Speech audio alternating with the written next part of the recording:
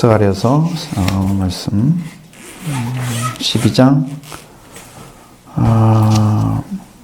에서 큰 1번 하나님에 대한 선언, 2번 하나님의 백성을 보호하신 하나님, 거기에 2번에서 지금 3번까지 하나님의 백성을 보호하심에 대한 약속까지 왔습니다. 그런데 여기 이제 이 말씀이 3절에 대한 3번에 하나님 백성을 보호하심에 대한 약속은 뒤에서 또 말씀을 해야만 연결이 돼요. 여기 왜 이 말씀을 써놨냐? 그럼 하나님의 주권적인 보호하심, 왜 하나님께서 이스라엘 백성들에게 그렇게 모든 민족을 취하게 하는 잔이 되게 하실 것이고, 예루살렘에 에워싸도 예루살렘이 그 민족들에게 무거운 돌이 되고 이런 것을 왜 하실까? 그것은 하나님께서 사랑하시고 그것을 보호하시기 위해서 그런다는 거예요.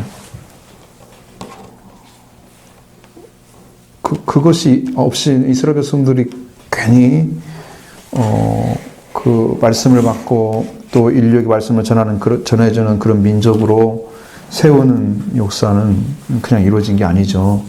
하나님의 약속에서 이루어진 거잖아요. 그 약속받은 백성들이 사라지면 이 땅에 복음은 없는 거죠. 처음부터 이제 하나님 다시 시작하셔야 돼? 그럴 리가 없잖아요. 그러니까 이게 말씀은 반드시 이제 연결이 되어 있기 때문에,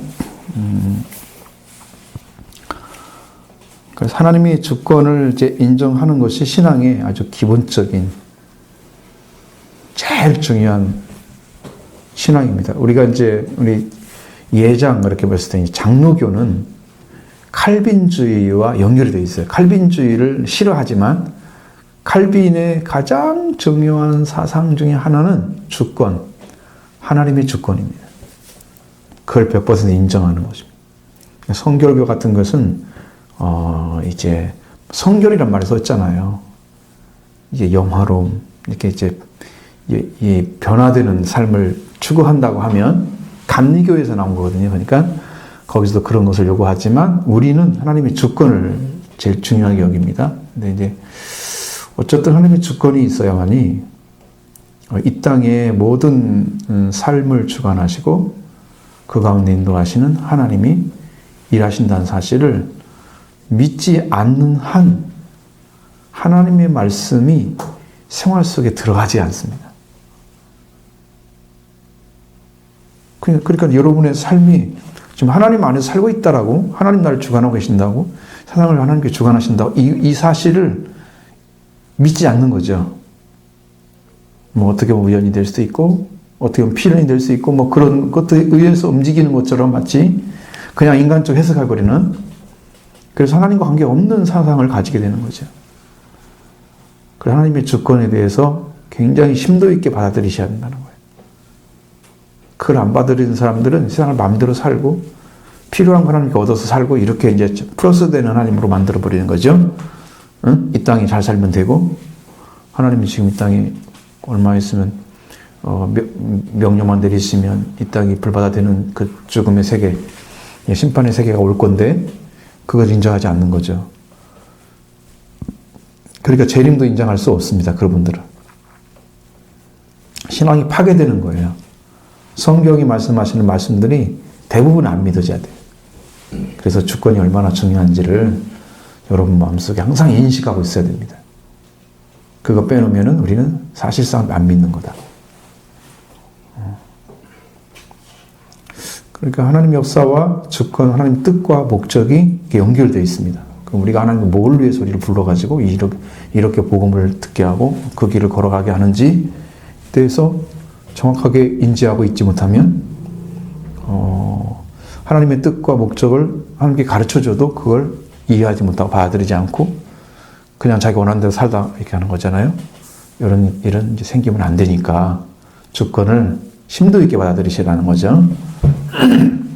4번 적들의 파멸과 백성들의 무장을 약속하신 것. 자, 여기서 보면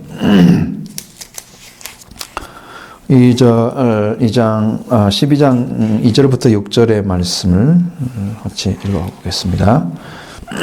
보라, 내가 예루살렘으로 그 모든 사면쟁에 취하게 하는 잔이 되게 할 것이라.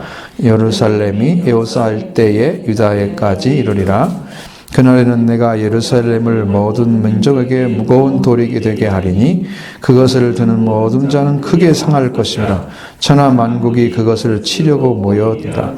여호와가 말하노라. 그날에 내가 모든 말을 쳐서 놀라게 하며 그 탄자들을 쳐서 미치게 하되 유다 족속은 내가 돌보고 모든 민족 말을 쳐서 눈이 멀게 하리니 유다의 우두머리들은 어림 속에 이르기를 예루살렘 주민이 그들의 하나님 만군의 여호와로 말미암아 힘을 얻었다 할지라.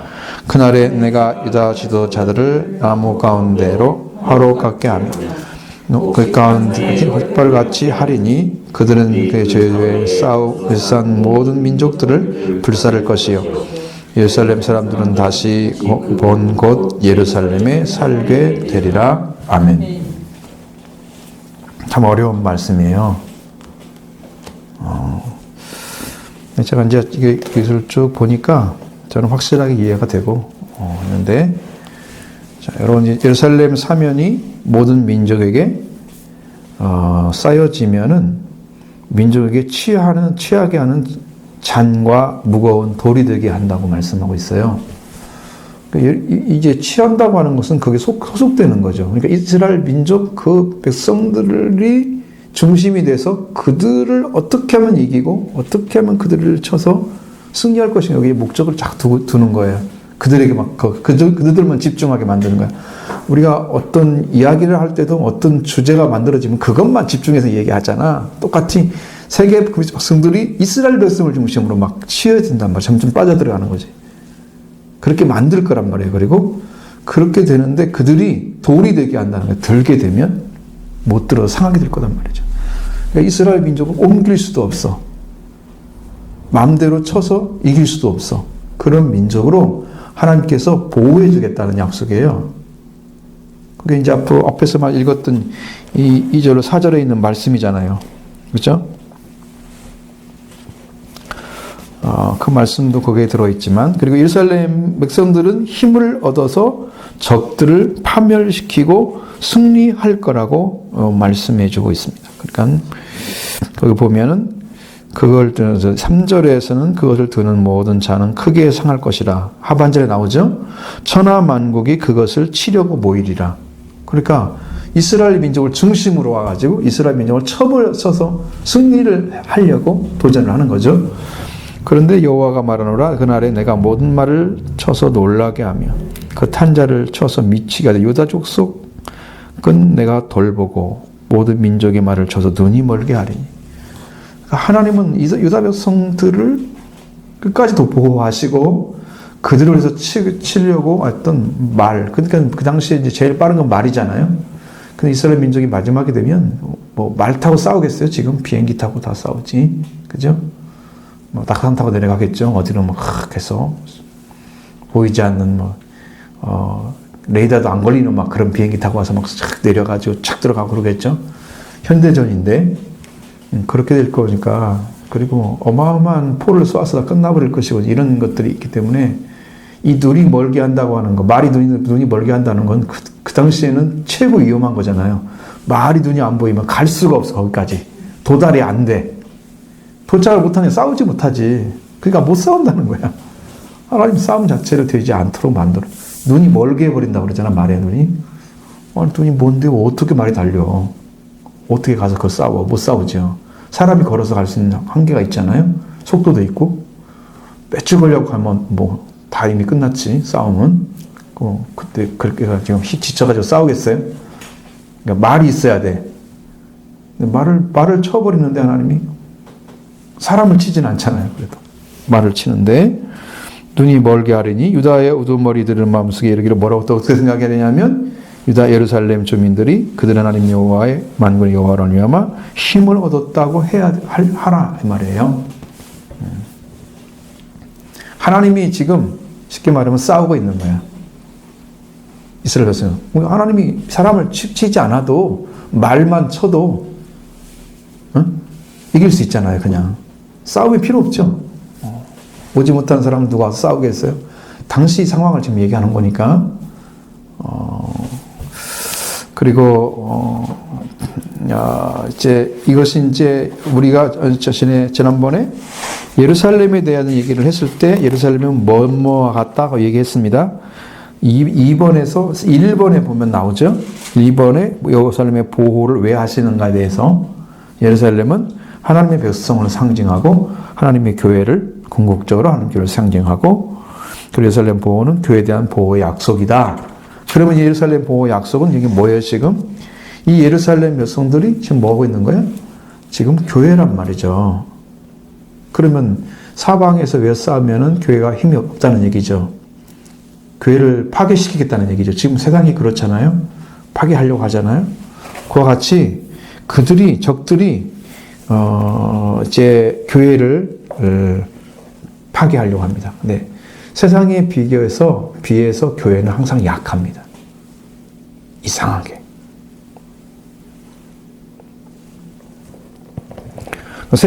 교회는 세상에 대해서 싸울 능력이 없는 것처럼 보이기도 합니다. 그저 약한 것을 들어서 강한 것을 치는 것이 하나님의 방법이기 때문에 이 교회가 마지막 시대에는 더욱 약하게 세상은 더욱 강하게 보일 것입니다. 그러니까 그가 언젠가는 하나님께서 뭘 하실 거다? 약한 것을 들어서 강한 것을 내리칠 거다. 교회의 권세를 세울 거다. 예루살렘 보호를 하신 것처럼 교회를 사용하실 거라는 거죠. 그 약속을 지금 하고 있는 거예요. 그래서 교회와 세상의 싸움에서 교회는 항상 지는 듯하게 보이지만 그러나 교회는 궁극적으로는 승리한다는 거예요. 거기가 우리 포커스가 맞춰져 있어요. 짜릿하죠. 지는 것처럼 보이지만 딱 이기는 것은 이게 현대어로는 대박이다 그렇게는 하지만 애들이 그러잖아. 근데 이건 하나님의 역사는 분명히 그런 역사입니다. 하나님께서 약하시지만 약하실 때도 사람보다 강하시고 자 우리가 교회가 약하고 능력이 없는 것처럼 보이지만 세상을 이기는 능력을 가지고 있다는 거예요. 그것이 뭐냐면 하나님의 보호하심 때문에 그렇습니다. 그 역사 가운데 들어가지 않는 교회는 하나님이 일을 하시는 교회가 아니라는 거죠. 그래서 교회는 뭘로 싸워야 되냐? 성령의 능력으로 싸워야 됩니다. 힘으로 되지 않고 능력으로 되지 않고 오직 나의 여호와의 영으로 이루어진다. 라고 말씀하셨잖아요. 그러니까 이것처럼 교회는 세상의 수단으로 싸우지 말아야 됩니다. 세상에 뭐 걸고 세상 사람들과 싸우고 세상과 복하고 다투고 이런 거 하면 안 되죠. 교회 사람들이 창피를 다 떨어요. 변호사들 앞에, 검사들 앞에 교회 문제 가지고 가서 그냥 얼굴 붉히면서 싸우고 있어요. 그 사람들이 얼마나 우습게 보겠어요. 어느 교회는 당회장을 파송하는데 당회권을 아무도 안 받는다고 하니까 변호사가 당회장이 된 거야. 아니 법으로 해달라고 하니까 자기들이요. 다른 목사를 안 받겠다는데 그래가지고 웃음거리가 된 교회가 있었습니다. 세상이 우리를 교회 안에서 그걸 화해를 못해가지고 세상에 그렇게 웃음거리를 만드는 교회가 생기면 절대 안 되는데 지금 그렇게 세속화된 교회들이 있다는 거예요. 그럼 뭐로 교회를 세웠을까요? 예수님의 피도 없이 구원도 없는 사람들이죠. 그런 모습을 보여주고 있는 거예요. 세상이 이제 점점 더 강해지면 교회는 더욱더 힘이 더 빠지겠죠. 그런 데서 승리할 수 있는 사람이 누구냐? 그것은 교회는 세상의 선으로 싸우지 않고 약하게 보여지지만 강하신 하나님을 의지하고 세상과 싸우고 그래서 그것 때문에 고난받고 고통받으면서 복음화를 이루어가는 자를 해내는 것이 그게 힘이라는 거예요. 하나님의 힘, 능력 사용하셔서 일한다는 거죠. 우리는 결단코 세상의 것으로 이길 수가 없습니다. 세상은 우리보다 더 강하기 때문이죠. 근데 복음은 세상보다 더 강합니다. 예수님이 궁극적으로 승리할 거니까 그래서 교회는 세상이 조롱하는 방법이나 하나님을 신뢰하는 것만 아니면 싸워야 되지 세상을 싸우는 방법 싸우면 안 된다. 그러니까 하나님의 방법만 가지고 싸워야 돼요. 근데 이제 세상의 것을 가지고 싸우니까 지금 교회가 웃음거리 돼버렸잖아요. 지금 보수교단들이 뭐 교수교단이 보수라는 교단을 쓰면 안 되지만 성경적으로 볼 때는 우리가 이제 개혁교회들은 다 개혁만 하는 거지 보수로 가면 안 되는 거예요. 원칙이 없어요. 그러면 사람들이 교회는 새로워져야 되기 때문에 갱신해야 된다. 그래서 개혁교회란 말을 쓰고 다 장로교회 이런 데 말을 쓰는 사람들 다 개혁교회들 한 거예요. 리폼 처치해야 돼요. 계속해서 새로워져야 되는 거야. 보수가 되면 안 되는 거야. 그럼 세상에 따라갔다는 얘기지. 보수란 말은 세상을 따라갔다는 얘기지 성경을 따라갔다는 얘기는 아니야. 교회의 전통을 따랐다는 얘기도 아니야. 교수는 있을 수가 없어. 인간적인 거지 그것은. 인간적인 보수가 있지 세상에 교회가 보수가 될 수는 없어요. 그 지도자가 그러고 있는 거지. 지도자가. 그러니까 교인들 이렇게 이끌어가면 지도자에 의해서 이끌어가면 교인들 따라갈 수밖에 없잖아요. 그러니까 교육돼야 되는 교회들이 그러고 있습니다. 그러면서 세상의 방법을 가지고 싸우잖아요. 세상의 방법을 가지고.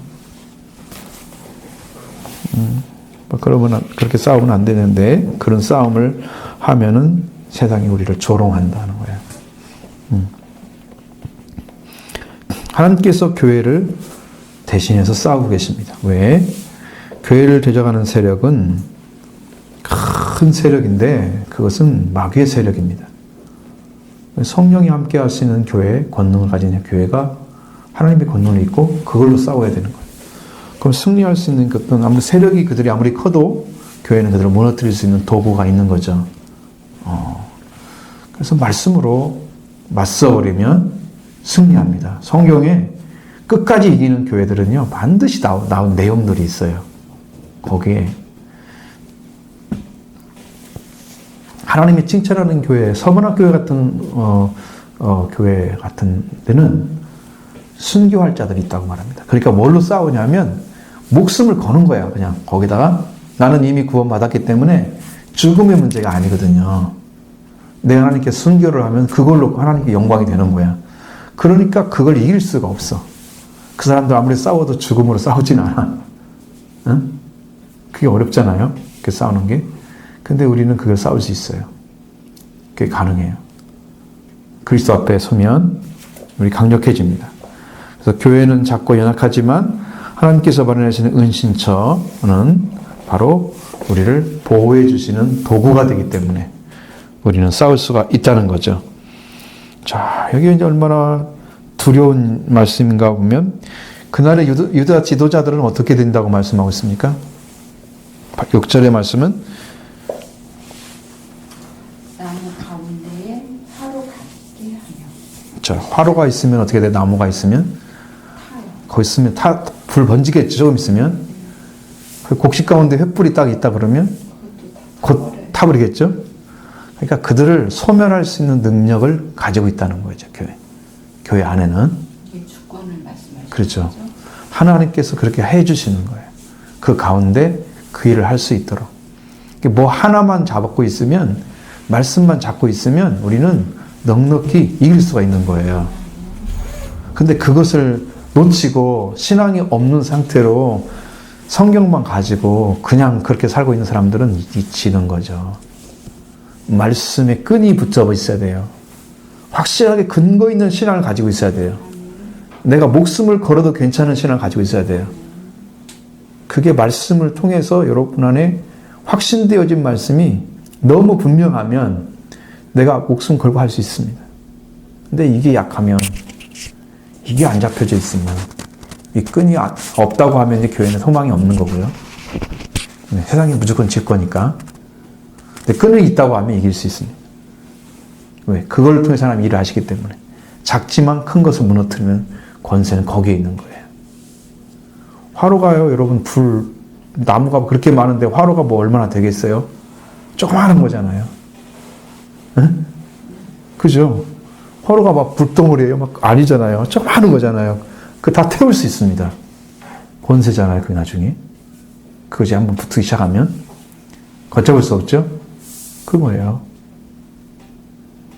횃불 뭐 이게 불덩어리 하나 든 거잖아요. 이렇게 불기둥처럼. 이거 가지고 태우기 시작하는데 쫙. 이건요. 교회의 권세는 그런 능력이 있어요.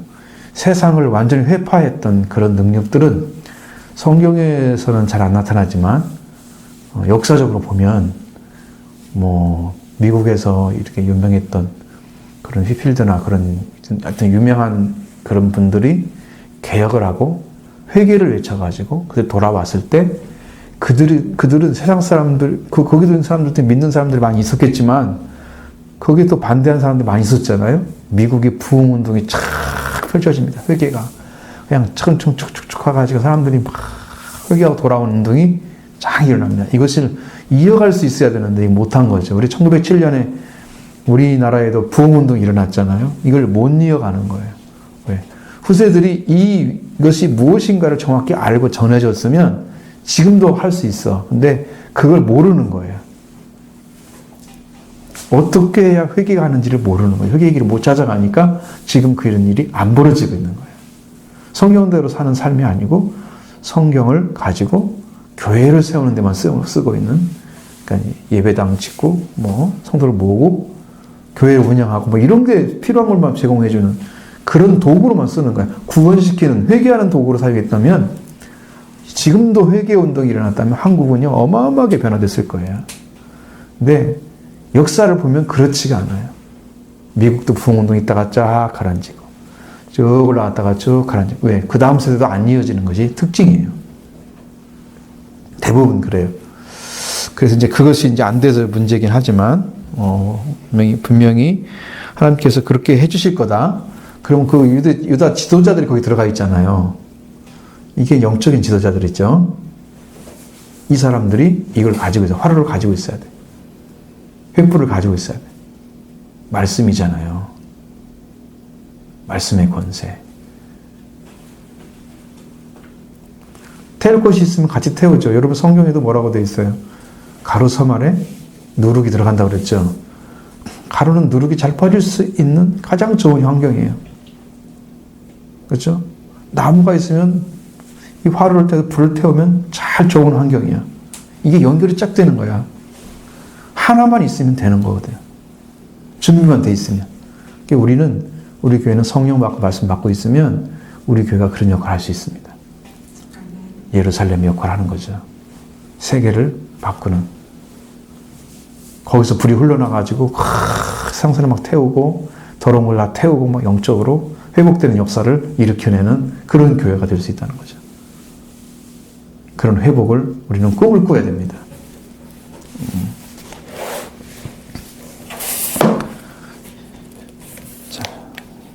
일단 이 말씀까지 보고 5번 보겠습니다. 작은 5번 7절로 8절 약자들에 대한 보호를 약속하신 같이 보겠습니다. 7절로 8절 여호와가 먼저 유다 장막을 구원하리니 이는 다윗의 집과 집의 영광과 예루살렘의 유다보다 더하지 못하게 하려 함이니라. 그날에 여호와가 예루살렘 주민을 보호하리니 그 중에 악한 자는 그날에는 다윗 같겠고 다윗의 저구소은 하나님 같겠고 무리 앞에 있는 여호와의 사자 같을 것이라. 아멘.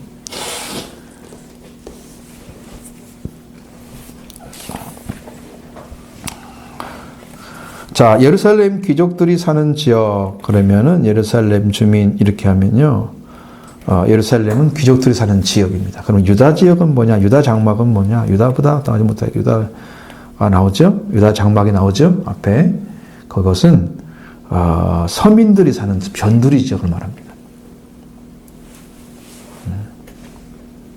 자, 그런데 유다 장막을 이렇게 구원한다고 그러잖아요. 그것은 하나님은 변두리부터 책임지고 보호하신다. 그러니까 하나님의 역사는 굉장히 세밀하신 거죠. 중심만 보호하시고 나머지는 어떻게 되든 상관없는 이렇게 하지 않으시고 여러분 뭐 예수님이 하신 것처럼 똑같아요. 예수님도 타작마당을 정하게 하셔서 하나경에도 빠지지 않게 알고 하나도 안 빠지게 보호하시잖아요. 절대 거기에 대한 판결을 정확히 하셔야 하잖아요. 하나님도 예루살렘 지역만 이렇게 보호하시는 게 아니고 유다 변경 서민들이 살고 있는 곳부터 보호하신다고 하는 구하신다는 역사를 말씀해 주고 있습니다. 그래서 하나님은 고아, 과부, 나그네, 장애인들을 특별히 관심을 더 가지고 있다는 거예요. 왜? 약한 자들은요, 강한 자에 의해서 많이 짓밟힐 수 있습니다. 그러면 그들이 정말 누리고 살아야 될 이 세상에서 그런 것 때문에 상처받고 해서 하나님의 구원에 이르지 못하는 자가 많기 때문에 그들을 더 관심을 가지고 보호하셨던 게 구약의 약속이에요.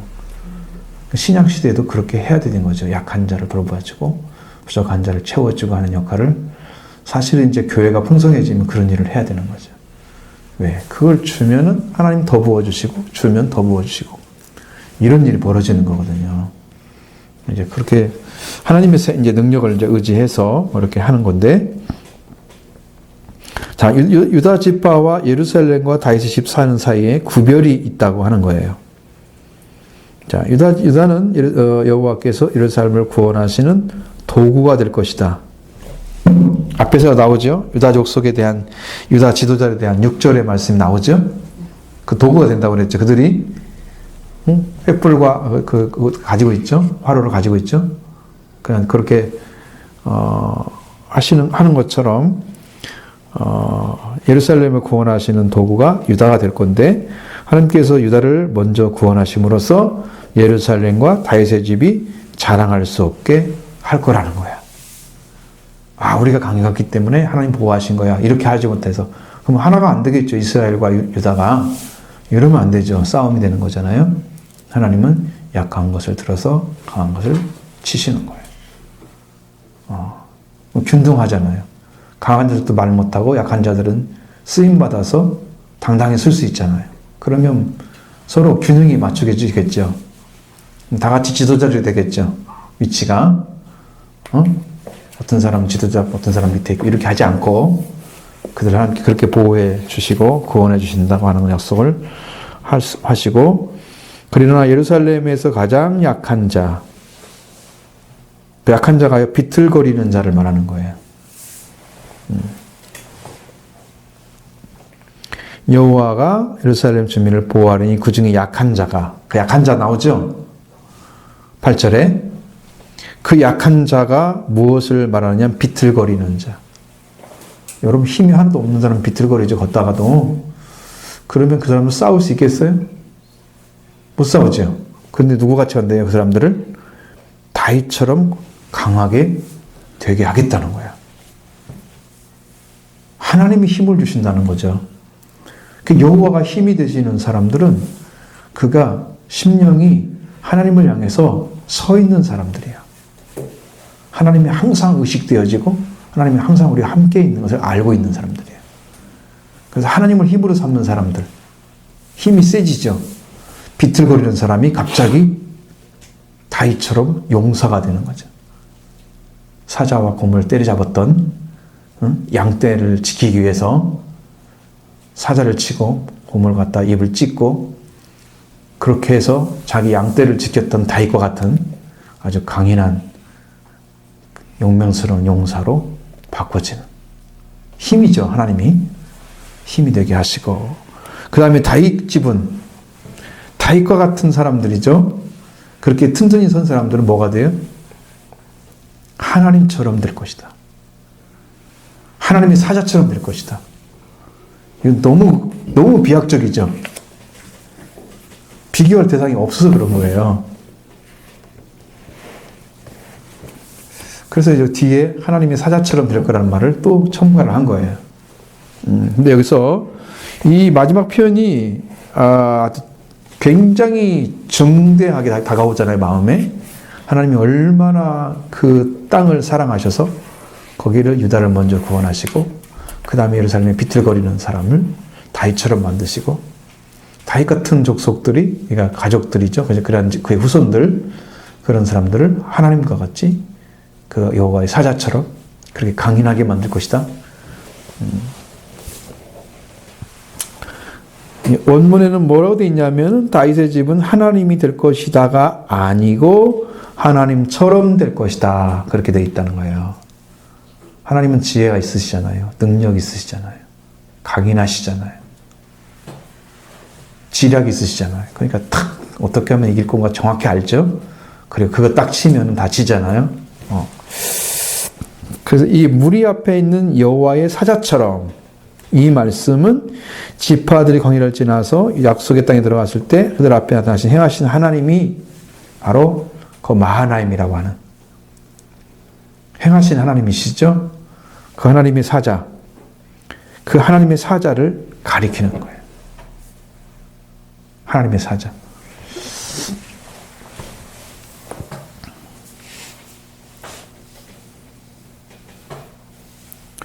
그래서 왕이나 아니면 고관이 이제 방백이라고 하는 그런 사람처럼 섬기는 다윗의 집이 바로 그의 지도자 역할을 다시 찾게 될 것이라는 거예요. 그 위치에 세우겠다는 거예요. 다윗의 자손이 많지는 않잖아요. 이스라엘 백성에 비해서 적은 숫자잖아요. 그들을 원래의 위치로 다윗과 같은 그런 지도력을 발휘할 수 있도록 하겠다. 그러면 다 살리는 거죠.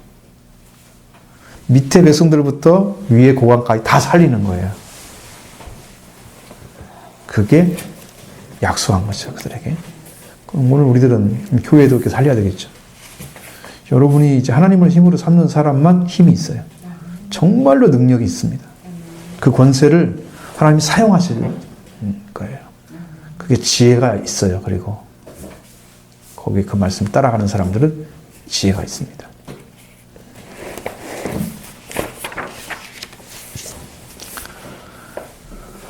자, 그 다음에 이제 여기가 이제 중요한 부분인데 3번, 큰 3번으로 넘어가면 사람의 심령을 보호하시는 하나님. 여기에서부터 이 말씀이 무엇을 얘기하는가 좀 보도록 하겠습니다. 10절부터 14절의 말씀. 작은 1번에 보면 성령의 사역 나오죠? 자, 10절을 보도록 하겠습니다. 10절. 내가 다윗의 집과 예루살렘 주민에게 은총과 간구하는 심령을 부어주리. 그들이 그 찌른 바 그를 바라보고 그를 위하여 애통하기를 독자를 위하여 애청하듯 하며 그를 위하여 통곡하기를 장자를 위하여 통곡하듯 하리로다. 아멘.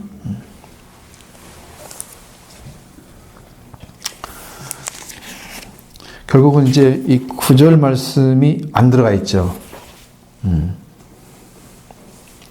그럼 거기에 말씀은 하나님께 약속을 하시는 거죠. 이렇게 예루살렘을 치러 오는 이방 나라들을 그날에 내가 멸하기를 힘쓰리라.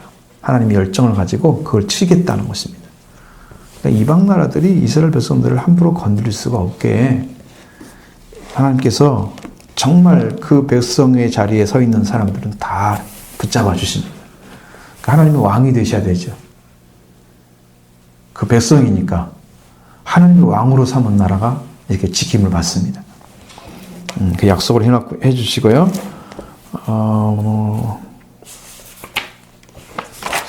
그 다음에 성령의 사역의 10절에서 은총과 간구하는 심령을 준다고 그랬죠. 은총과 간구하는 심령. 자, 이 은총과 간구하는 심령에는 누가 오셔야 되냐면 성령이 오셔야 됩니다. 성령이 오셔야 됩니다.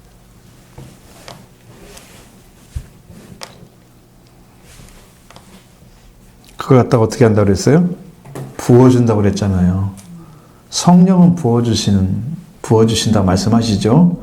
꼭 뭐 물처럼 이렇게 오늘 부어주셨다 뭐 이렇게 약속할 말씀들을 보면 그렇게 사용하죠. 성령이 부음 받으시는 하시고 그 다음에 애통한다 그랬죠. 애통한다. 이게 회개라는 단어를 사용하면 애통하는 심령을 애통하듯 독자를 위하여 애통하듯 하고 그를 위하여 애통하기를 장자를 위하여 통곡하듯 하리라. 다 애통한다고 그랬죠. 통곡하고 이것은 회개를 가리키는 단어입니다. 이 회개는 우리의 내적인 내면을 깨끗하게 하는 역할을 합니다. 그런데 이게 이제 결국은 뭐냐면 이 회개를 통해서 하나하나 회복을 시켜주는 거예요. 여러분, 더러운 곳에 성령이 오시지 않으신 것처럼 이제 이런 약속의 말씀을 이제 받아서 다윗의 집과 예루살렘 주민에게 계신 아까 이전에 이미 하나님께서 역사하셔서 일을 하셨던 사람들이잖아요. 거기 사람들에게 은총과 간구하는 심령을 부어주신다 그랬고, 그 사람들이 통곡한다 그랬어요. 통곡한다 그랬어요. 그래서 그들이 깨끗해지면, 심령이 깨끗해지면 바로 그 심령을 사용하실 거란 말이죠. 하나님께서. 자, 정결한 심령을 사용해서 일을 하실 건데, 그러면 그 회개는 중심이 뭐냐? 우리가 지금 누가복음 이런 데 말하는 회개의 중심이 아니고, 스가랴에서 말하는 회개의 중심은 그 결정은 십자가라고 하는, 역시 비슷하긴 하지만 누굴 본다 그랬어요? 누굴 바라본다 그랬어요?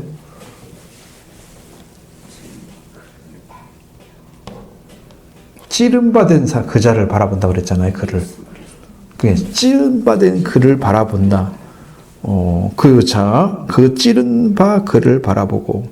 그러니까 그 찌른 바 된 그 사람이 누구냐? 독자, 그리고 장자, 바로 예수 그리스도를 가리키는 거죠. 누가 찔렀느냐? 자기들이 찔렀어? 무엇 때문에? 자, 그 찌른 자는 누구냐? 그러면 찌른 자는 찌른 바 그랬잖아요. 찌른 자는 누구냐? 그러면 그 성경에서는 첫 번째는 하나님이십니다. 하나님이 이게 인정하지 않으면 찌를 수가 없습니다. 왜?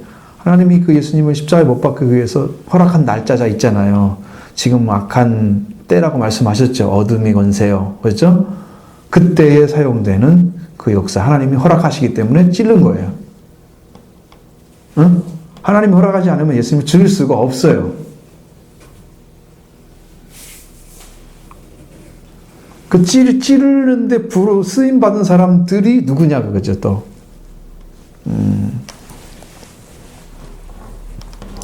자, 12장에서 7, 8절만 제외하고는요, 나머지는 전부 다 1인칭으로 하나님 하셨다고 말씀하고 있습니다. 내가 다윗의 집과 예루살렘의 주민들 은총과 간구하는 심령을 부어주리. 내가 하셨다고 그러잖아요. 내가. 자, 하나님이 하신 거예요, 이거.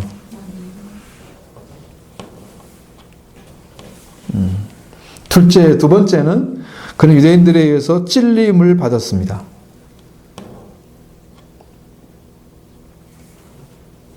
정말 예수님을 찔린 사람들은 하나님 와서 찔린 건 아니죠. 하나님은 허락하신 거죠. 그래서 엘리엘람 사박단이 외치셔도 하나님은 아무 대답도 안 하신 거죠. 이 말씀 보면 이해가 되시죠? 근데 우리는 하나님 대답 안 하신 것에 대해서 어떻게 생각을 하세요? 침묵? 왜 침묵하셨다고 생각하세요? 속상해서? 하나님께서 우리를 구원하기 위한 자리로 그 예수 그리스도를 이 땅에 보내신 거잖아요. 그죠. 거기에 그 하나님께서 이거를 또 허락을 하신 그 사건이기 때문에 그렇지 않으면 우리 사람들을 구원할 방법 없고. 그러니까 하나님만 아프신 거지. 그래서 내가 독생자를 보내시는 아픔을 네가 아냐고 그렇게 물으시는 거죠. 응? 내 아들을 내어준 아픔을 네가 아냐고 물어보시는 거죠. 근데 하나님의 마음을 헤아린 사람이 별로 없잖아요. 그것도 그거지만 우리가 이제 성경 공부를 하면서 우리가 하나님의 사랑을 아는 사람도 없다. 진짜로 아는 사람이 없는 거죠. 진짜로 그 아는 사람이 그것을 헤아리는 마음조차도 없어. 네. 그 사랑을 알려고 하는 사람도 없고. 정확하게 말씀으로 이렇게 열려져서 자, 근데 그래서 성령께서 막 와서 부어주신다고 그래서 준비가 안 되면요, 다 허비가 돼요. 그러니까 말씀이 내려와도 여기서 준비가 안 된 사람들은 그게 안 돼요. 그러면 이제 그런 문제들이 이번 주 주일에 설교에 나올 거예요. 어떻게 되냐 그러면 여러분들의 심령 상태가 어떤 상태가 있으면 이렇게 돼서 이 말씀이 안 들어가고 그 말씀 앞에 불순종하는 자가 되는 거예요. 그래서 아무리 말씀을 외쳐도 그 말씀이 아무런 능력이 없는 자가, 그래서 회개가 안 일어나는, 그게 뭔지를 모르고 있는 거예요, 지금. 그러니까 그냥 하나님이 상세하게 그냥 짚어주는 거예요. 가끔가다가 우리가 말씀을 들으면서 하나님이 우리를 이렇게 사랑하신다는 그 말씀을 들으면 굉장히 그게 새롭고 녹아드는 것 같은 그런 느낌이에요. 왜냐면 우리가 하나님의 사랑을 아는 방법이 구약에 이렇게 보면은 이렇게 심판에 대한 것들은 참 많이 나오는데 이렇게 읽어보면 하나님의 사랑에 대해서 정확하게 짚어주는 부분들이 많이 없거든요. 그러니까 느낄 수가 없죠. 느낄 수가 없고 그냥 수박 겉핥기식으로 이렇게 그 속에 있는 것을 알 수가 없으니까 겉으로만 이렇게 읽는 부분이라 그래서 가끔가다 하나님이 이렇게 우리를 사랑한다는 걸 하면 우리가 참 많이 감동을 받는 것 같아요. 하나님의 사랑도 그렇게 나타나고 있지만, 근데 이제 이것이 하나님의 사랑이 우리 가운데 이루어지기 위해서 예수 그리스도를 죽이는 일까지 하나님이 행하신단 말이에요. 내어줬다. 하나님이 성경에 내어주셨다고 말씀하고 있잖아요. 독생자를 내어주시고. 그러니까 그것도 하나님 사랑에 들어가는데, 근데 내어주셔서 그를 죽기까지 우리한테 화목 제물로 주셨으니까 죽여야만 되잖아요. 제물은 죽어야만 제물이지, 안 죽으면 제물이 아니지. 산제물인 제물을 하나님 받으시 않잖아. 영적으로 산자의 제물을 말하는 거 아니고, 예수님은 실제로 죽어야만 피가 나오시기 때문에 안 되는 거죠. 그러니까 영적인 싸움이 아니야. 이건 육으로 죽어야 되는 거거든요. 영이 죽으면 안 되고. 저희가 이렇게 성격 공부를 하면서 느끼는 게 우리 인간이 얼마나 많이 강팍하냐면 너무 이기적인 것들이 너무 많잖아요. 그래서 자기가 직접 겪은 그런 힘든 것은 되게 아파해요. 근데 다른 사람이 그 아픔을 겪는 것은 그냥 내 아픔이 아니기 때문에 그걸 등한시하는 경우가 너무 많은 거예요. 그 정도로 강팍한 거예요, 우리가. 그러니까 사랑이 점점점 커지면 상담의 아픔을 알아요. 사랑이 작잖아요. 내가 사랑의 범위가 너무 좁아. 나 정신에서 이런 것들은요, 자기는 알아요. 딴 사람 안 몰라요. 그러니까 내가 이제 여러 거 볼 때 이제 이런저런 저런 막 보잖아요. 뉴스를 보면. 저는 어떡하지? 막 이런 게 나온다면 탄식이. 저 사람도 도와줘야 하는데 도와줘 손길이 안 닿는 거야, 나는. 힘이 없는 거고. 그렇다고 돈이 많은 것도 아니야. 이거 불쌍해. 막 이런. 저렇게 많은 사람 돈 있으려면 하나님 당을 갖다 다 부어주시면 되겠지만, 그 외에는 할 수가 없어. 이런 마음이 생겨야 되는 거거든. 아픔이 있고, 슬픔이 있고, 고통이 있어야 되는데, 그거 보면, 내가 뭐 할 수 없는 건데 그냥 지나가. 그렇게 지나가. 다 그렇게 살아. 그러면 사랑이 깨어나지 않았기 때문에 그런 거야. 마음이 살아나면 그게 보여. 그 말하면 사람들 왜 그렇게 신경 쓰냐고 그러지. 그런 게 아니야.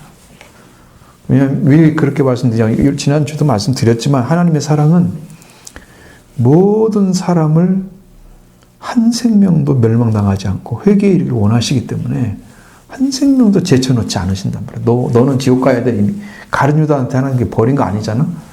네가 차라리 생각하지 않았으면 좋겠어. 이렇게 쓰임받았기 때문에. 그렇게 말씀하신 거지.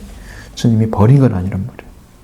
그냥 그렇게 예수님 판자로서만 드러났지, 팔고서 돌아왔다는 얘기만 나와있으면 얼마나 좋겠어요. 회개 않고 제가 자살했기 때문에 문제가 생겼지. 돌아왔으면 그래도 구원하실 거예요. 왜냐하면 한 생명도 멸망받지 원하지 않으시기 때문에. 아무도 멸망받지 원하지 않으시고 회개하러 원하시기 때문에. 그러니까 그게 하나님의 사랑이에요. 근데 우리는 어떻게 해야 돼, 그러면? 우리도 아무리 미운 놈이 있어도 그 생명이 돌아오기를 바라요. 하나님 앞에 살기를 바라야 돼. 그게 여러분의 사랑이 커지는 방식이야. 하늘 아버지처럼 온전해져야 되니까. 그 사랑으로 우리가 나가지 않으면 우리의 사랑은 언제나 비좁은 상태로 나 혼자 하나님 사랑도 못하는 그런 자리에 서버려요. 여러분 마음을 넓히셔야 됩니다. 응? 경계를 넓히시라고. 경계를 좁히고 있으면 자기밖에 안 보이고 조금밖에 안 보이니까 하나님의 사랑도 그것밖에 못 느낍니다. 하고 싶다고 해서 되어지는 건 아니에요. 그래. 네, 그 대신에 이제 이 사고가 넓어지고 의식이 바꿔지고 하나님이 그 가운데 계시면 이게 알게 하세요. 그러면 내가 이제 그 사랑이 완성되잖아요. 하나님 사랑이 나한테 완성되면 내게 있는 사랑이 이웃으로 가요. 하나님은 이렇게 사랑하셨는데. 그 성경은 할 말이 없어, 거기는. 그대로 순종을 해야 되는 거예요. 그러면 이웃 사랑이 진짜 이루어지는 것이 사랑의 완성인 거예요. 그럼 율법이 손을 못 대는 자. 율법의 완성은 이웃 사랑에서 완성되는 거예요. 그래서 성경 전체가 이루어지는 게 사랑이거든요. 저는 가끔 그 예수님의 발등을 눈물로 씻으며 머리로 이렇게 씻어준 그 여인이지. 그 여인이 정말 예수 그리스도의 그 크신 사랑을 알고 그렇지. 그 하나님의 사랑을 많이 입은 자거든요. 근데 그 심령을 그 사랑을 입었기 때문에 그게 나타나는 건데 우리는 그렇지. 거기까지는 안 그게 그 여인의 위치는 잘 찾아보면은 이제 그 여인이 무엇을 중심으로 예수님을 바라봤느냐. 예수님이 그때 바라보는 시각은 이 여인이 나에게 기름을 부은 것은 내 장례를 위함이라. 그럼 장례가 왜 필요해 예수님한테? 십자가에 지시는 것 때문에 필요한 거잖아.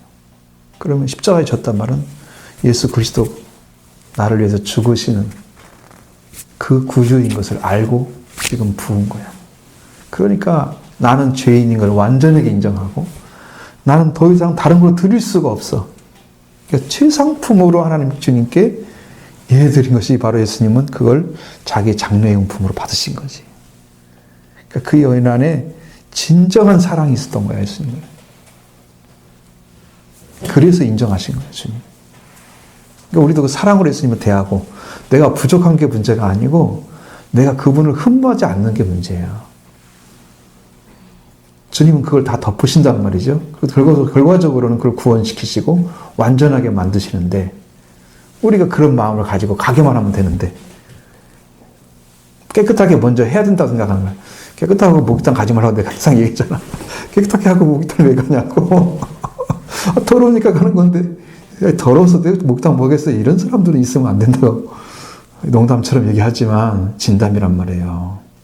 우리는 그게 문제가 아니란 말이에요. 주님이 모든 죄를 지러 오셨는데 내가 그분 죄인을 찾으러 오셨으니까 죄를 맡겨드리는 게 우리가 할 일이지. 그러니까 그냥 가면 돼. 근데 사랑함이 없다는 거죠, 주님을. 그 여인은 사랑이 컸다는 거예요. 주님을 향한 그 사랑. 응? 자기 죄임에도 불구하고 그거 상관없이. 그러니까 사랑이 크기 때문에 죄를 덮으신 거예요, 주님이. 그런 모습도 보여지는 것 같아요, 성경에서. 자, 그래서 이게 찌른 자가 누굴까 하면 역사적으로 예수님은 유대인 지도자들의 요청으로 로마인에 의해서 십자가에 못 박힘을 당하셨어요. 근데 모든 유대인들은 이에 동참한 것은 아니죠. 예수님은 그들의 요청 때문도 또 아닌 세상의 죄 때문이므로 이 모두가 그분의 죽음에 참여하고 있다는 거죠. 그런데도 불구하고 유대 지도자들의 빌라도에게 예수님을 십자가에 못 박으라고 압력을 가한 사실은 변함이 없는 거예요. 그래서 빌라도에게 본디오 빌라도에게 고난을 받으사 십자가에 못 박혀 죽으시고 이렇게 된 거예요. 물론 본디오 빌라도가 그걸 할 수 있는 권한이 있기 때문에 그들을 의탁한 거지. 그 사람이 그런 권한을 안 가지고 있다면 그 사람은 갈 필요가 없죠. 유대인들은 역시 사형권이 없기 때문에 못하는 거고. 그러니까 우리가 죄라고 하는 것은 우리 모두의 죄인데 예수님이 진 죄도 모든 사람들을 위한 것 아니고 많은 사람이 흘리는 바 나의 언약의 피라고 말씀하셨잖아요. 그러니까 모든 사람들의 회개에서 구원받는 건 아니기 때문에 하신 말씀이지만 모든 사람들이 다 멸망받지 않기를 원하는 것은 하나님과 예수 그리스도의 뜻이란 말이죠. 그건 변함없는 사실이에요. 확실한 말씀이에요. 성경에 몇 군데 나오니까 그러니까 아버지의 마음과 생각이 그렇게 크시단 말이에요. 예수님은 우주를 덮고 계신다고 그랬어요. 사랑이. 우리는 저 많은 것도 못 덮고 가고 있잖아요. 그래서 약하고 연약한 죄인인 거죠. 세 번째는 그는 메시아입니다. 바로 이제 이 파인버그라는 사람이 이렇게 얘기를 했는데 스가랴가 말하고 있는 이는 한 이름 모를 순교자가 아니라 오실 메시아라 바로 그분이다. 유대인이나 그리스도인들을 막론하고 본문에서 가장 오래된 해석은 이렇게 받아들여야 한다는 거죠. 메시아다는 거예요. 그러니까 죽으신 분을 바로 순교자, 어떤 분이 죽을 것이다. 그런 바 그를 바라봐 찌른 바 그가 어떤 순교당하는 사람이 아니고 바로 메시아라는 사실을, 그리고 전통적으로 그분을 그렇게 받아들이고 있는 게 사실이에요. 그것도 맞고, 또 우리가 바라볼 수 있는 그분, 정말 독자가 죽었거나 아니면 장자가 죽었거나 어쨌든 그 눈물을 흘릴 수 있는 대상은 한 분이신 예수 그리스도밖에 없잖아요. 그분이 외아들로 오셨잖아요. 그렇죠? 그리고 장자로 오셨죠. 성경에 보면 로마서 1장 8장 29절에 모든 형제보다도 크신 위에 많은 형제 중에 맏아들로 삼으시고 장자로 나오죠. 예수님을 하나님께서 삼으셨어요. 그러니까 그것도 다 맞아요. 그 찌름을 받으신 분이 누구냐? 바로 메시아 예수 그리스도가 당하셨다고 하는 것을 말씀해 주고 있습니다. 네 번째는 그는 예수님이시다. 왜? 자, 메시아라고 하는 것은 이제 오실 분에 대한 이야기죠. 메시아가 오셨어. 누구란 이름으로? 예수란 이름으로. 그러니까 예수님이다. 메시아신데 그 이름이 예수란 사람으로 태어났다. 그래서 사도 요한은 예수님이 바로 로마 군병에서 못 박힌 그 장면을 기술할 때 어떻게 봤냐면은 이렇게 인용했습니다. 다른 성경에 저희가 그 찌른 자를 보리라 하였느니라.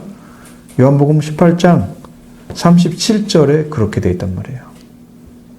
이 말씀을 인용한 거예요, 바로. 9절의 말씀, 여기 12장 9절의 말씀. 10절의 말씀. 그들이 그 찌른 바 그를 바라보리라고 하신 말씀으로 이것만 딱 떼어서 그 얘기했어요. 바로 예수님이 바로 찌른 바 그를 보고 바로 그 찌른 바도 그 사람이다. 그 예언을 여기서 그대로 가져간 거예요. 그래서 요한은 예수님이 바로 그 찔린 자라고 받아들인 거예요. 그건 구분했다는 거죠. 그 말씀으로. 그 예언된 말씀이 바로 누구다? 예수님이라는 것을 알았다는 거예요. 요한은. 그래서 그것을 받아들여서 거기다 기록을 해놓은 거예요. 정확해졌죠? 이제 메시아다 둥 떠있는 게 아니고 그분이 바로 예수다 하는 것을 다 알았어요. 그래서 이것은 이 예언은 너무 분명하고 해졌고 하나님은 찔림을 받으실 수 있다는 거죠. 여러분 여기 말씀드렸어요. 예수님이 하나님이라는 사실을 말씀드렸어요. 예수님 오셔서 여호와의 길을 예비하라. 그 여호와가 오셨다는 거예요. 구약의 여호와가. 여호와의 길을 예비하라고 이사야 10장 3절에 너희는 주의 길을 예비하라 이 말씀이 이사야서에는 너희는 여호와의 길을 예비하라고 이렇게 했는데 거기가 향하게 하라. 히필 동사를 사용해서 그렇게 말했단 말이에요. 반드시 그를 향하게 만들어야 되는 거죠. 회개를 통해서. 그게 요한의 사명이에요. 그 하나님의 오심을, 그 여호와가 오심을 받아들여야 돼요.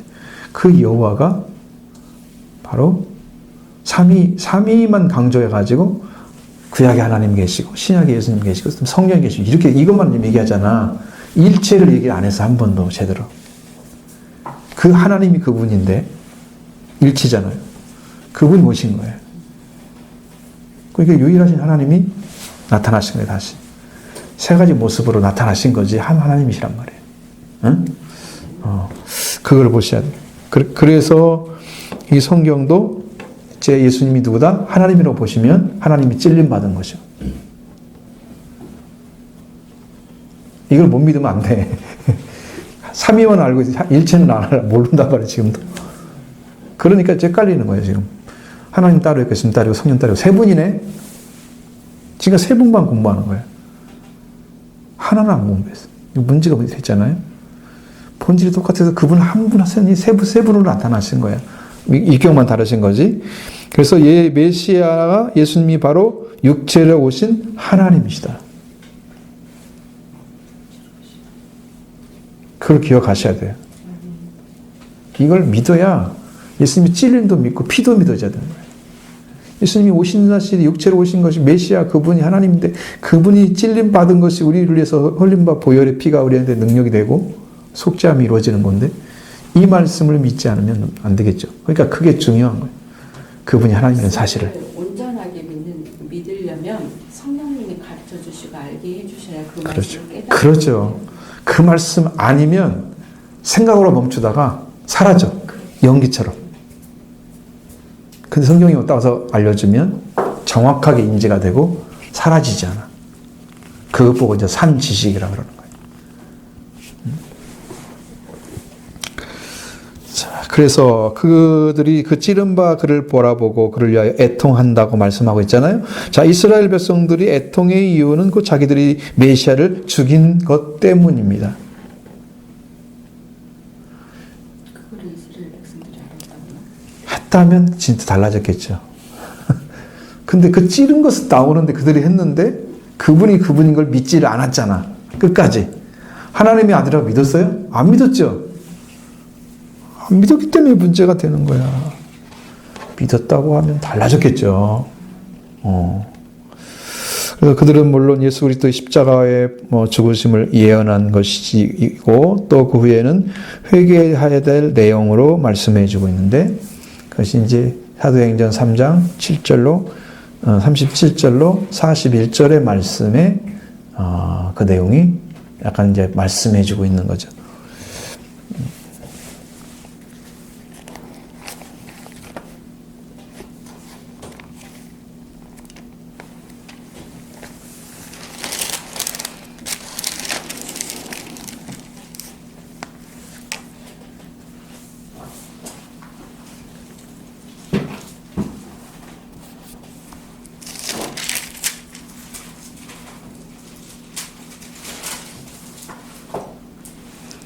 이 사람 뭔가 좀 착오가 있죠. 네.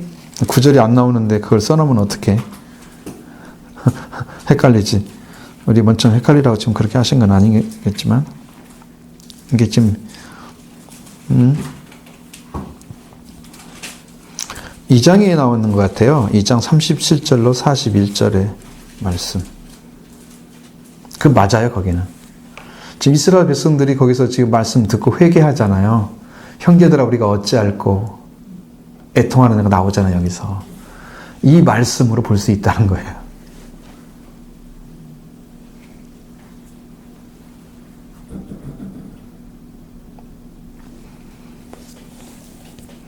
말씀을 마음에 찔렸죠. 예수님이 죽인 것 너희들이 죽였다고 얘기했죠. 베드로를 통해서. 그들이 받아들였죠. 그리고 형제들아 우리가 어찌할꼬 마음에 찔려서 그렇게 하고 그러니까 너희가 회개하여 예수 그리스도의 이름으로 세례를 받고 죄사함을 받으라 그러면 성령의 선물을 받을 것이다. 이렇게 하나님께서 부르시는 부름에 그들이 응답을 했잖아요. 이 말씀이 바로 애통하는 것이다. 그렇게 해석을 한 거예요. 틀림이 없죠. 애통한 건 사실이죠. 그리고 여기서 경건한 유대인들이 왔다고 써 있어요. 성경에 써 있어요. 2장에 쭉 이렇게 돼 있잖아요. 그들이 이제 온 사람들을 내용의 성경에서 말하고 있는 사람들이 이제 여기서 보면 천하 각국으로부터 그때 경건한 유대인들이 천하 각국으로부터 와서 예루살렘 머물러. 유대인들이잖아, 이 사람들이요. 그러니까 맞는 얘기죠. 회개했다는 말씀이 맞죠, 여기서 애통한 것이. 이제 그렇게 해석을 하면 돼요. 다른 데는 내용이 나오질 않아. 이스라엘 백성이 어떻게 했다는 말이 안 나와. 사도행전 외에는 다른 기록이 없어. 이 말씀이 유일한 거죠. 저희가 십자가에 못 박은 이 예수를 하나님이 주와 그리스도가 되게 하셨다. 그래요. 분명히 약속해줬고 말씀해줬고 그 말씀 들었고 그들 거기서 회개했고 애통했다는 거죠. 그렇게 된 말씀으로 이제 이해를 하시면 이 말씀이 이제 이루어진 거죠.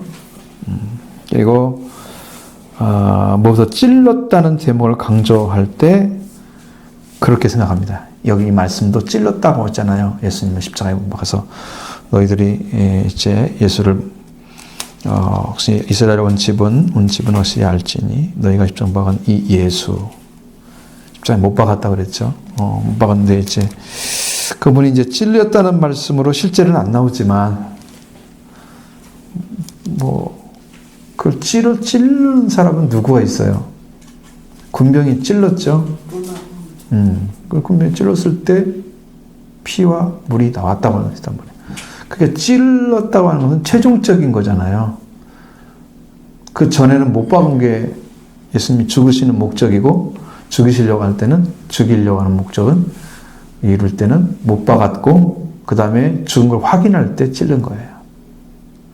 보통 사람은 덜 죽었으면 다리를 꺾어버리는데, 그래가지고 살아나도 걸어가지 못해서 이제 결국은 죽게 만드는 게 사형당할 사람이니까 살리면 안 되잖아요.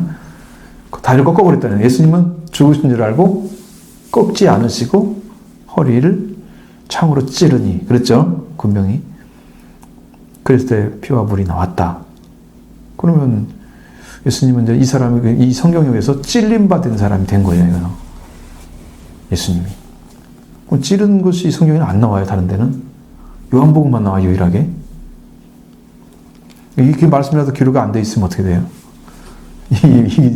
이 스가랴 성경이 안 맞아.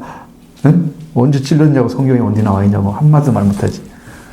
분명하게 말씀하고 있고, 그 찌른바 그분을 통해서 애통한 것도 사도행전을 통해서 증거되고 있고,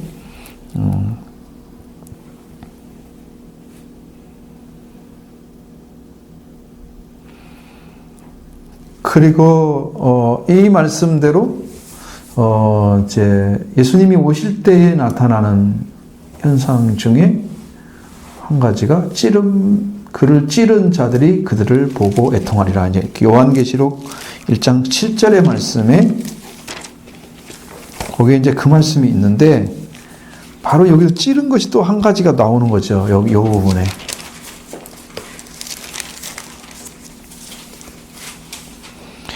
구름을 타고 오신다고 말씀하셨잖아요. 그분이. 그리고 각 사람의 눈이 그를 보고 그를 찌른 자들도 볼 것이요.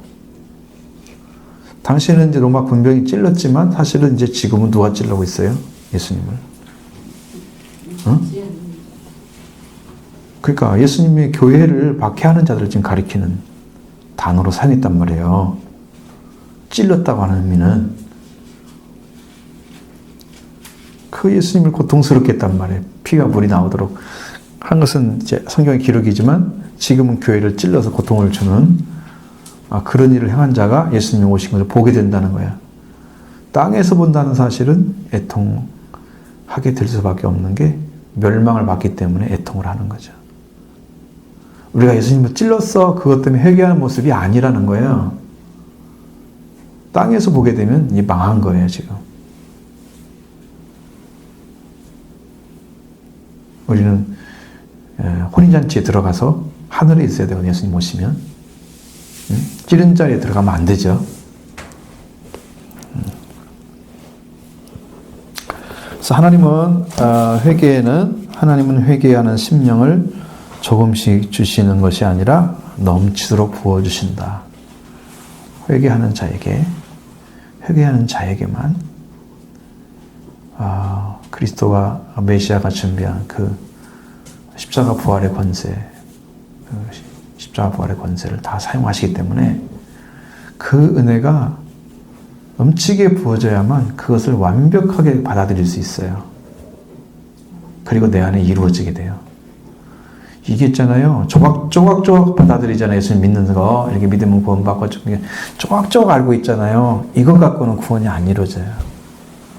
풍성하게 탁 와야만이 구원이 이루어져요. 그때 구원의 역사가 일어나는 거예요. 그러니까 교회가 지금 은혜를 풍성히 받으려면 이 은혜가 점점 넘쳐야 돼. 이러려면은 하나님의 역사가 더 강력하게 나타나야 하잖아요. 근데 목회자 혼자 그게 안 돼요. 왜? 받는 사람이 문제거든요. 받는 사람이 준비가 안 되는데 아무리 부어도 안 된다. 아까 말씀드렸잖아요. 성령이 아무리 강하게 역사해도 안 받는 사람들은 아무리 회개도 안 하고 가만히 그냥 끝나는 거예요. 그걸로. 그러니까 기도해서 성도들이 그걸 받기를 간절히 사모하는 가운데 성령으로 딱 오셔야 되는 거지. 스파크가 일어나야지 거기서. 그래야 회개가 딱 터지지. 준비를 않고 오시면 예배는 팡인 것이죠. 말씀을 주려고 해야 심을 내야 밭이 있어야 심죠. 심어봤자 나지 않는 열매 맺지 못하는 밭에 심는 건 너무 수고가 많잖아요. 씨만 쓰고 씨만 낭비하는 거잖아요. 결과적으로 하나님 그 말씀 주고 싶겠어요? 회개하지 않고 받는 말씀을 받는 데는 이게 열매 맺지 못하는 땅이에요. 그 땅에 심는 수고만 하는 거예요. 계속 목회자를 통해서. 물론 이제 예수님이 하시죠. 그건 주님 말씀을 통해서. 그러니까 하나님의 말씀 주기 싫어하겠죠. 왜? 회개하지 않고 맨 말씀만 받아. 그럼 다 낭비하는 거야. 왜 하나님 말씀을 낭비해? 열매가 맺게 해야지. 책임이 있는 거예요. 듣는 사람들은. 회개가 들어와서 반드시 그 일이 이루어져야만 여러분을 통해서 또 다른 사람들 회개가 들어와서 또 다른 일을 있고 막 계속 이런 일이 벌어져야 교회가 부흥을 하는 거거든. 이제 그것이 이제 우리가 올바른 관계가 이끌어가는 교회가 되는 거예요. 하는 관계가 세워졌더니 나를 통해 또 다른 사람이 이어지고 또 다른 사람이 들어와 또 바뀌어지고 이게 이제 성경의 목적이거든요.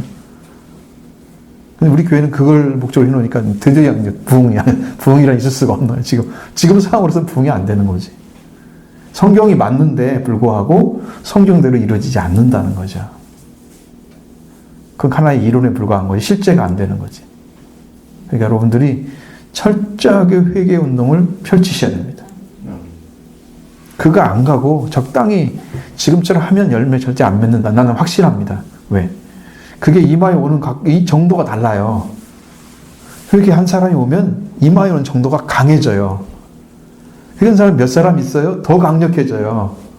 그러면 옆에 사람도 이게 영향이 미치는 거야. 그러면 같이 사는 거야.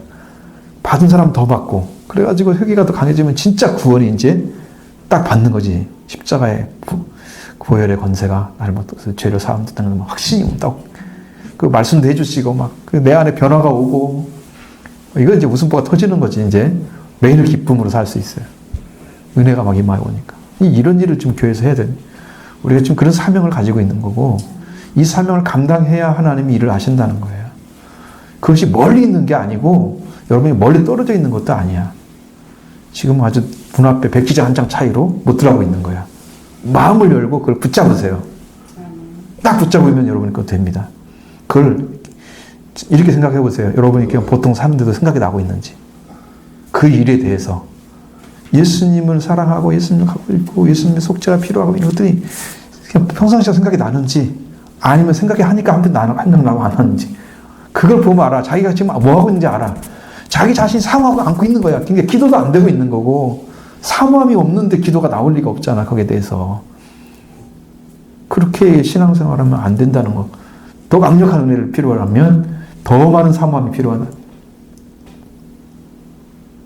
흠모해야 되는 거예요. 예수님을 사랑하시기 바랍니다. 그것을 좀 이야기하려고 하는 거예요. 그래서 그러면 하나님께서 건설하시는 새로운 하나님 나라, 하나님의 백성은 자기의 심령이 하나님의 은혜의 강물처럼 잠겨서 변화하는 것을 경험해야 된다는 거예요. 여기 이제 그게 여기 최종적인 여기의 결론이야. 그냥 그 다음에 말씀은 이제 여기까지 말씀은 결론이 이거예요. 그래서 우리가 지금 무엇을 해야 될까? 이 일을 하면 아마 하다가 멈춰야 할 것 같아. 너무 길어서. 여기까지 다 못 넘어가니까.